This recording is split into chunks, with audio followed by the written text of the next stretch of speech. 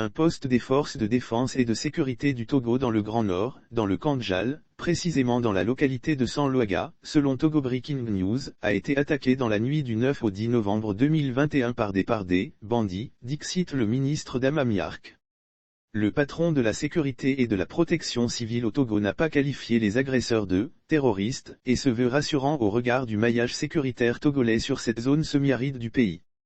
Un de nos postes a été attaqué dans le Kandjal par des bandits à la frontière avec le Burkina Faso.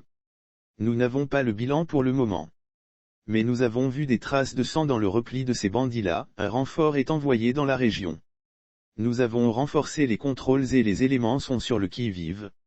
Nous n'allons pas laisser faire, a encore souligné l'officier Yark chez les confrères de Togo Breaking News.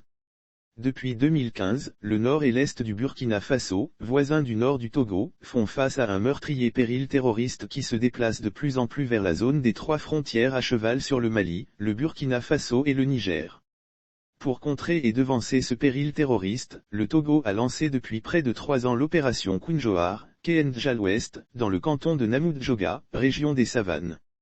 Une opération, dispositif qui sert de bouclier entre le Togo et le Sahel, qui allie à la fois protection sociale et sécurisation des populations du Nord Togo.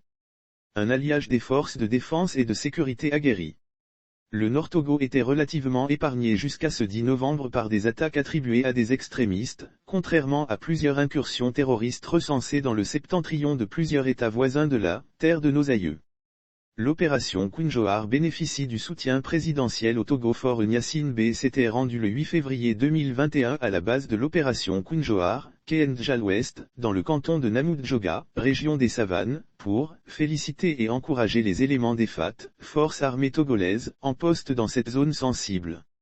La visite de Fort Gnassingbé du 8 février dernier se situait dans le prolongement de celle qu'il avait déjà effectuée en début d'année 2020 sur le même site de l'opération Kunjoar.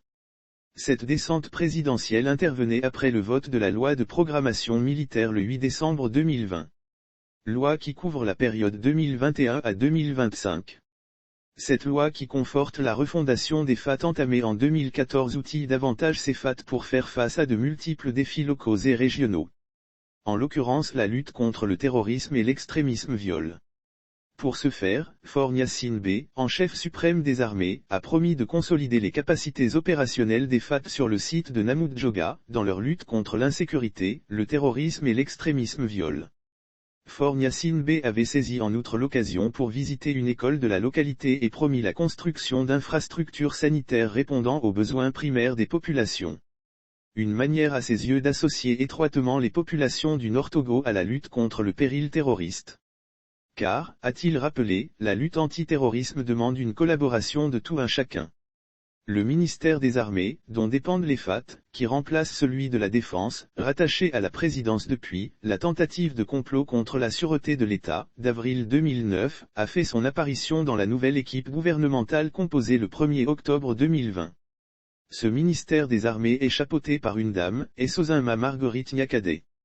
Programmation militaire, un chantier présidentiel au Togo. Le gouvernement d'Ogbéi, dans la suite logique de la promesse faite par le Premier ministre dans son discours programme devant les députés le 2 octobre 2020, a fait passer en Conseil des ministres le 28 octobre 2020 un avant-projet de loi essentiel pour le secteur de la défense au Togo. Il s'agissait d'un avant-projet de loi sur la programmation militaire visant à permettre aux FAT de mieux lutter contre le terrorisme, et au-delà.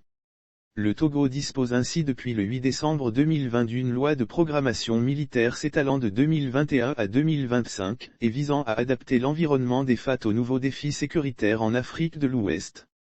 Cette loi embrasse aussi la modernisation de l'équipement des FAT. En mars dernier, dans le cadre de cette loi de programmation militaire, la Chine avait répondu favorablement au Togo en dotant son armée d'un important lot de matériel militaire, génie civil, maintien de l'ordre et d'armement. Il s'agissait très précisément de camions grues, citernes à eau et à carburant, compacteurs, tractopelles, chargeurs, pelles hydrauliques, niveleuses, bulldozers, pièces de pont métalliques ou encore de camions de maintien de l'ordre. Les FAT, une mue de 2014 à 2021 au Togo depuis le mercredi 15 octobre 2014, les FAT ont connu une refondation à l'origine de la création de 2 BIR, bataillons d'intervention rapide, qui comptent au moins chacun 550 hommes suréquipés, pour contrer les périls terroristes maritimes et terrestres au Togo. L'un couvre les régions maritimes et des plateaux, et l'autre les régions centrales, de la Kara et des savanes. Cette refondation décidée par Fort Gnassin B répond à la prise en compte d'un genre nouveau de défis sécuritaires, à savoir l'émergence du terrorisme, les rebellions, la criminalité transfrontalière et les trafics de tout genre, avait expliqué et justifié l'ex-patron des FAT et beau-frère de F. Gnassin B, Abalo Félix Kadanga.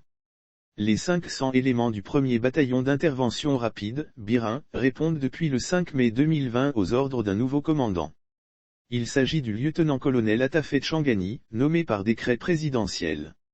L'officier Atafé Tchangani a succédé au feu colonel Madjoul Babitala, mort dans des circonstances troubles et toujours non élucidées dans la nuit du 03 au 4 mai 2020.